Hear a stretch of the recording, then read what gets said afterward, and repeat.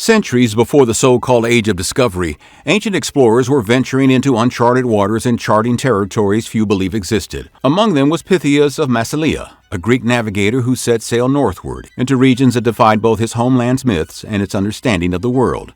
This story plunges into the Arctic waters and treacherous coastlines Pythias explored, and how his voyage encountered frozen seas, bewildering astronomical phenomena, and societies that thrived in ways no Greek could have imagined. Let's uncover the most jaw-dropping moments of a journey that defied ancient expectations and modern understanding.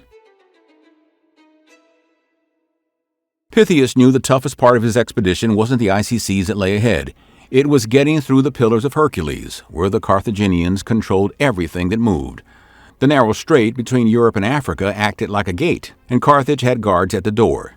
They'd built their empire on Atlantic trade and weren't about to let a Greek navigator like Pythias slip through and map out routes they had kept secret for generations. His ship, packed with supplies and a handful of seasoned crew, needed to blend in or stay out of sight. He had no military escort, he had no diplomatic favors, and he had nothing to negotiate with. If the Carthaginians spotted him, they would seize his vessel, and that would be that. So he crept through, sticking close to the Iberian coastline, sailing in silence while the night stretched overhead. His crew trimmed sails to avoid the slightest noise, and the ship bobbed on black water, held steady by instinct and luck.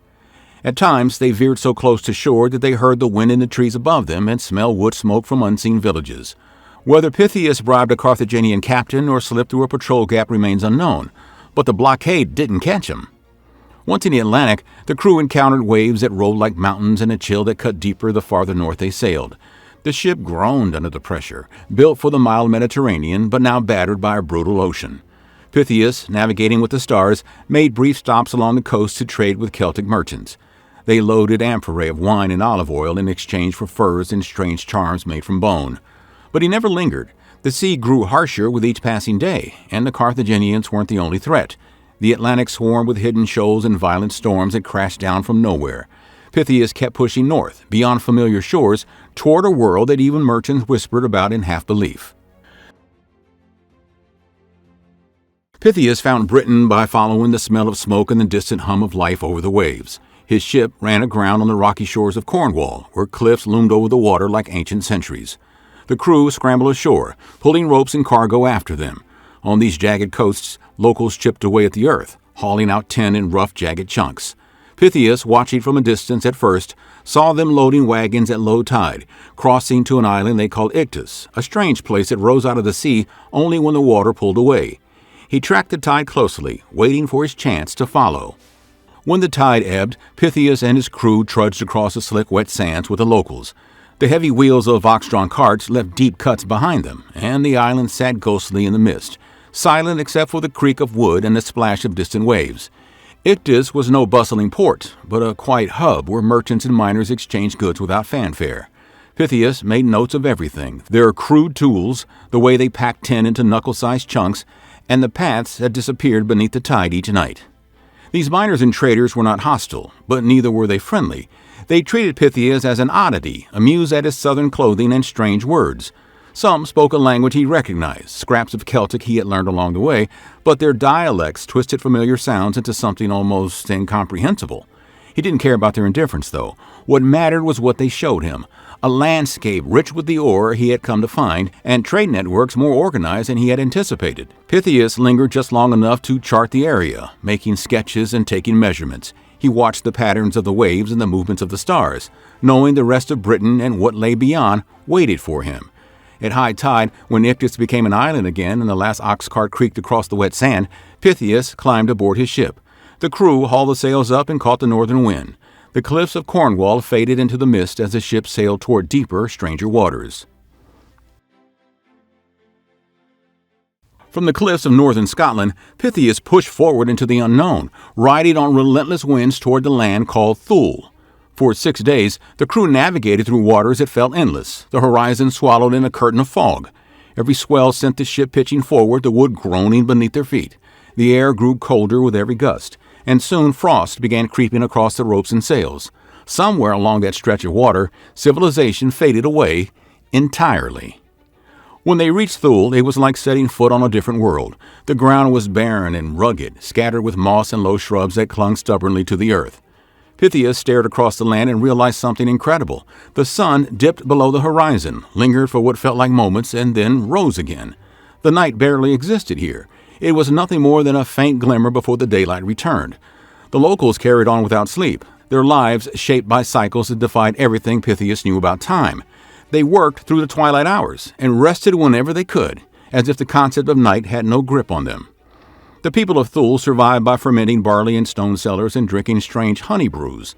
They grew what little they could under the fleeting warmth of summer, then prepared for the cold seasons when the landscape would harden into ice. Pythias recorded every detail, the crops, the tools, and the methods they used to store grain underground. These people were unlike any he had ever encountered. Their homes were built partially into the earth to shield them from the wind, and livestock grazed on the sparse vegetation that survived the harsh conditions. Thule was not an end, but a revelation. It was the northern boundary of everything Pythias thought he knew, a place where the rules of nature bent to something unfamiliar. His curiosity burned brighter than the midnight sun that hovered on the edge of the sky.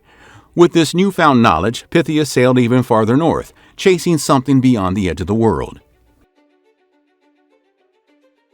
Beyond Thule, the sea began to change. The waves that had once tossed the ship like a toy became sluggish, thickening into a strange, slushy mixture. Ice floated in jagged chunks, grinding against the hull with unsettling force. Each morning, the crew woke to find the ship trapped in a prison of ice, forcing them to hack away at the frozen water to move forward. This was a place no sailor had charted, where the sea transformed into something that was neither water nor land. Pythias later described it as a congeal sea, a phrase that puzzled scholars for centuries. The ice wasn't uniform. It floated in wide circular sheets that rocked with the movement of the waves beneath them. Pythias compared it to a sea lung, a jelly-like creature that expanded and contracted in rhythm with the ocean's pulse. Modern experts believe he encountered what we now call pancake ice, but at the time, it was a sight so alien that even the crew could barely believe their eyes. As they drifted further into this frozen wasteland, the air grew sharp with cold, each breath biting their lungs. Everywhere they looked, the horizon was a mirage of shifting whites and blues. The ship creaked as it pushed through narrow leads between the ice sheets. When the way forward disappeared entirely, they would tie ropes to the ship and haul it by hand over thinner patches of ice. The men's boots slipped on the slick surface, and their muscles ached from the constant labor. At night, frost settled over the deck, and even their wool cloaks felt useless against the freezing air. The most surreal part of it all was the silence. When the wind stopped, the frozen sea became eerily quiet. No birds called from above, and no waves splashed against the hull. Instead, there was a muffled stillness, as if the world itself had frozen in place. Pythias knew that they had reached the edge of something vast, maybe even the end of the earth. It was a place where land, air, and sea blended into one, suspended in a fragile, icy balance. The crew stared into that frozen expanse, knowing that turning back was as dangerous as going forward. When Pythias made it back to Massalia, the stories he brought with him sounded like fiction to the people who had heard them. Frozen seas that looked like jelly? Days that never ended? He spoke of tattooed tribes in Britain, tides linked to the moon, and people who harvested grain in ways the Greeks had never thought possible. His account defied what the ancient world believed about the lands beyond the Mediterranean, and that's why many dismissed him. Strabo, one of the earliest scholars of the time, flat out called Pythias a liar. Polybius, another influential historian, claimed the journey was impossible. He couldn't understand how a man without an army or a fleet could travel through territories guarded by Carthage and made it into the frigid unknown seas of the far north. But Pythias hadn't spent years at sea to win over the skeptics. What mattered to him was documenting the truth of what he saw, no matter how unbelievable it sounded. He described astronomical events that had made little sense to the Greek astronomers of his time.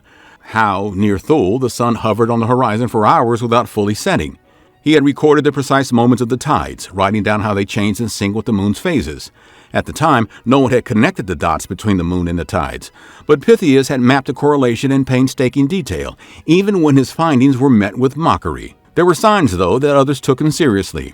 Astronomers like Hipparchus pored over Pythias' notes to refine their own understanding of latitude and navigation. Later, scholars, despite their skepticism, quietly adopted many of his observations, shaping how geography was taught for generations. Even Strabo, his most vocal critic, relied heavily on Pythias' work in his own writings, using his measurements and notes to map out regions of the north that no other Greek had ever seen. Pythias' legacy lived in fragments, small pieces of his lost book woven into the works of those who doubted him. His voyage, though dismissed in his lifetime, became one of the earliest examples of a man confronting the unknown, driven by curiosity rather than conquest. Even without recognition, his journey shaped the way future explorers thought about the world. Thanks for watching Nutty Productions. What other explorations do you want to learn about? Well, let us know in the comments. And don't forget to like, subscribe, ring the bell, share this video with a friend, and all that good stuff to stay up to date on all the nutty stories from humanity's past.